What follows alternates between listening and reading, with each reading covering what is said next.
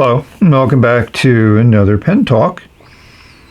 This is another perspective of the wide world of nibs. I gave a preview of these two pens in a video a bit ago, so now we're going to dive into these two interesting pens I purchased on Temu. Here's their listing.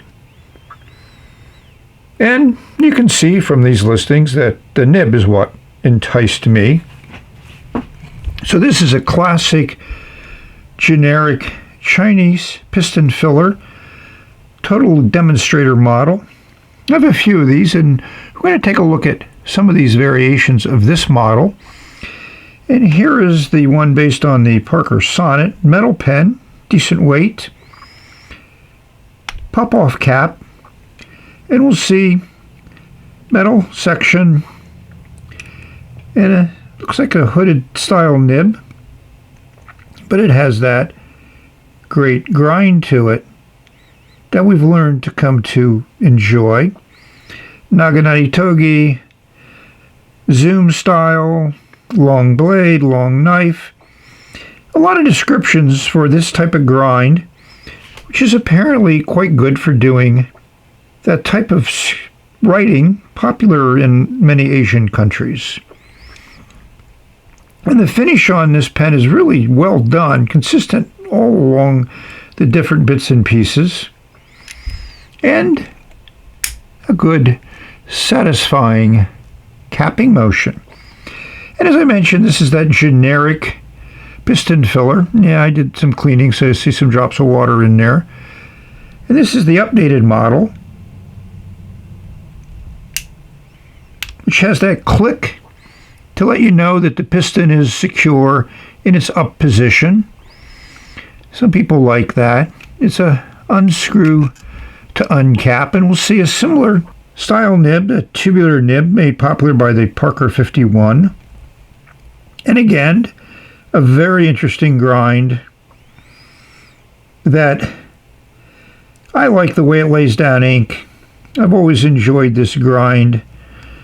So we'll explore this pen a little bit more.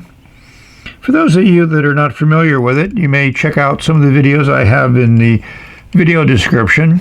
The Wingsung 3008 comes to mind is the first one that I saw, and also the Wingsung 698. Stay tuned for some interesting pen discussion, and obviously watch these nibs right.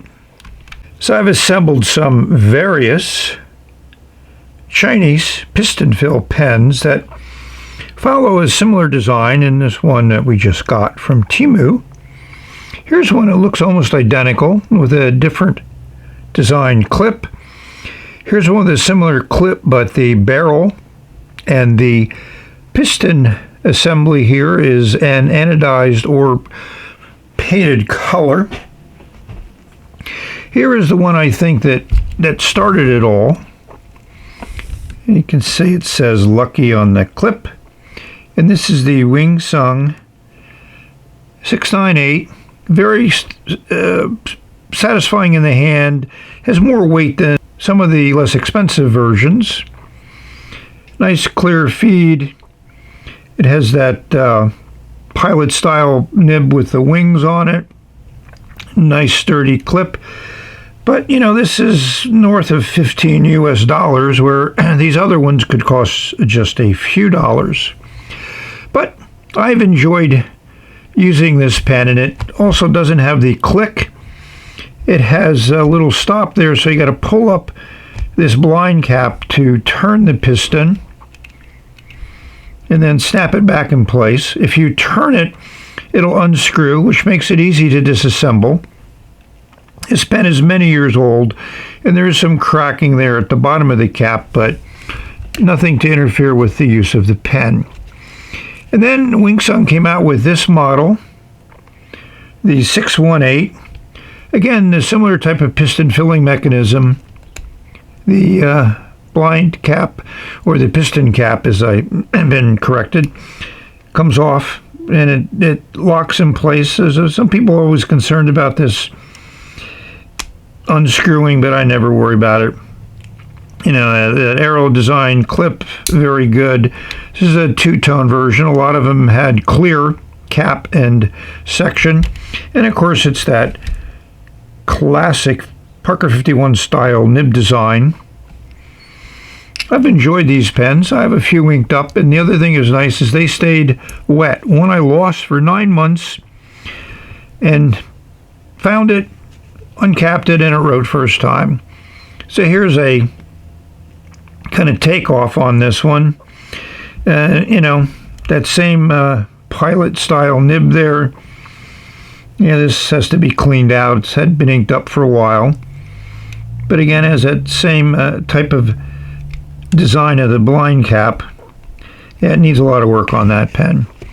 And here's 2 examples I just threw in there for giggles and snorts. Tribute to Wasky. So as you can see, it's a nice gold kind of in your face type of trim there. No identifying features, but that nice piston fill mechanism.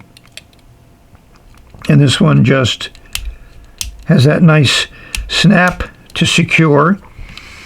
And if we take off the caps, we'll see again that pilot style nib, but ooh, here's a one with a brush. And yes, this one also needs to be cleaned out. And my partner's using one with a nice yellow highlighter ink in it, and it's been in use for over a year. I've refilled it a couple times. Very dependable writer. This also has that triangular style grip, which I'm not a fan of, but you know, these cost a couple dollars each, work well, and would make a good starter pen. It's an extra fine nib. You're not going to find a lot of variations in nibs, which brings us back to the nib in this pen and why I have it, why I bought it. And again, the price was great. So this is the ink I put in both pens. Yes, it's the Western Trillium from the wet pen. And here's what it looks like on Temu River paper. It's just 1 second from the top. I just thought it would make an interesting color and maybe show off the qualities of the nib grind. We'll see. So to me, one of the downsides to the way these pistons work, pretty consistent amongst all of them that I showed you, is the piston travel is limited. So when you start pulling it up with the nib and ink, all this air has to be pulled up. It's a lot of air. So you pull it up and you get about a half fill. You go back down, it expels some air. And when you pull it up the second time, you get a little bit more ink. Third time, a little bit more ink. But as we look at the fill version here, you still got a little bit of an air gap there. When I filled this pen, I had a different issue. This converter just doesn't work well. If I was going to be doing something else, I would replace this converter. I have a ton of them, and hopefully another one will work better. It doesn't seem to seat well, so I kept pulling up a lot of air with my ink, but that's as good of a fill as I could get. But the real key is how this nib's going to write.